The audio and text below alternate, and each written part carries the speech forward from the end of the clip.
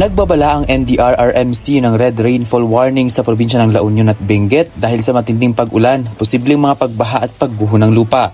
Nagbabala rin ang pag-asa sa posibilidad ng malakas na hangin, lalo na sa mga bulubundukin at mabababang lugar. Ayon sa pag-asa, nasa paligid na ng Benguet Abra ang sentro ng Tropical Storm Maymay kanina alas 7 ng umaga. Taglay nito ang lakas ng hangin aabot sa 65 km per hour at pagbugsong hanggang 110 km per hour at kumikilos pa silangan sa bilis na 10 km per hour. Nananatiling nakataas ang Tropical Cyclone Wind Signal number 2 sa Abra at ilang bahagi ng Ilocos Norte, Ilocos Sur, Apayao, Kalinga at Mountain Province, habang nasa Signal number 1 naman ang Benguet, Ifugao at iba pang kalapit na lalawigan. Ayon pa sa pag-asa, delikado rin ang paglalayag sa mga baybayin ng Hilagang Luzon dahil sa napakalalaking alon, kaya pinapayuhan ng maliliit na sasakyang pandagat na wag munang pumalaot.